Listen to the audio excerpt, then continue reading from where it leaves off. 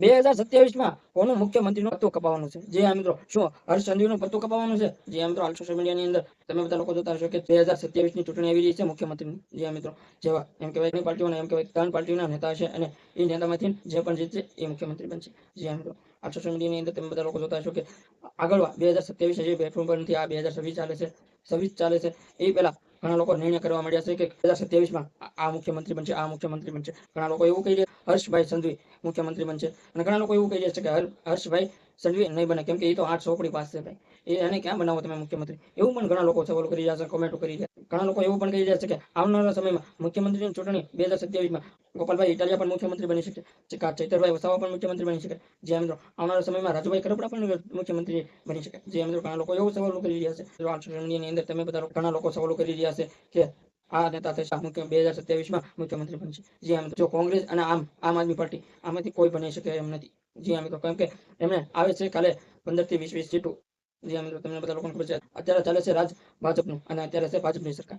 કદાચ જો ઘણા લોકો સવાલો કરતા હોય છે કે હર્ષભાઈ સંઘવી ના 2027માં ચૂંટણીમાં એમ કહ્યું કે મુખ્યમંત્રીની ચૂંટણીમાં મુખ્યમંત્રી ના બની શકે. જી હા મિત્રો, કેમ કે અત્યારે તો ભાજપની સરકાર છે, ભાજપ કંઈ પણ કરી શકે. જે કોઈ પણ વ્યક્તિને મુખ્યમંત્રી બનાવી શકે. જી હા મિત્રો, જે 8 ચોપડી પાસ હોય કે 9 પાસ ચોપડી હોય, કોઈ પણ ને બનાવી શકે, કેમ કે એનું રાજ ચાલે છે ને એની સરકાર ચાલે છે. જી હા મિત્રો, તો એવું ઘણા લોકો એવો સવાલ કરી રહ્યા છે કે 2027માં ચૂંટણીમાં મુખ્યમંત્રીની ચૂંટણીમાં જિગ્નેશ મેવાણી બનશે. ઘણા લોકો એવો સવાલ કરી રહ્યા છે અને ઘણા લોકો ગોપાલભાઈ ઇટાલિયા પણ સપોર્ટ આપી રહ્યા છે અને ઘણા લોકો ચૈતરભાઈ વસાવાને સપોર્ટ દઈ રહ્યા છે અને ઘણા લોકો રાજુભાઈ કરપડાને પણ સપોર્ટ દઈ રહ્યા છે. હવે તો આવનારા સમયમાં શું થશે કઈ ખબર નથી, પણ જો તમે બધા લોકો જાણો છો કે અત્યારે ગોપાલભાઈ ઇટાલિયા એમ કહેવાય કે એક એમએલએ છે, ધારાસભ્ય છે, વિસાવદરના ધારાસભ્ય છે. જી હા મિત્રો, અને એમ કહેવાય કે ચૈતરભાઈ વસાવા ડેડિયાપાડાના ધારાસભ્ય છે અને એક મોટા એમએલએ છે.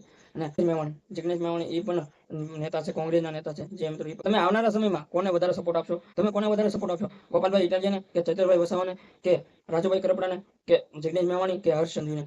કે આવનારા સમયમાં ભૂપેન્દ્રભાઈ પટેલ છે અત્યારે મુખ્યમંત્રી, કે મુખ્યમંત્રી એક બનશે? જે મિત્રો, આવનારા સમયમાં શું છે કઈ ખબર ન, પણ લોકો ડિસિઝન લઈ રહ્યા છે અને સવાલો કમેન્ટો એવું કહી રહ્યા છે કે આ બનશે ને આ વ્યક્તિ બનશે, આ વ્યક્તિ બનશે 2027ની ચૂંટણીમાં મુખ્યમંત્રીની ચૂંટણીમાં આ મુખ્યમંત્રી બનશે. તો તમારું શું કહેવું છે કમેન્ટમાં જણાવો. અમારી ચેનલમાં નવો હોય તો લાઈક અને સબસ્ક્રાઇબ અને શેર જરૂર કરી દેજો. જય હિન્દ, જય ભારત.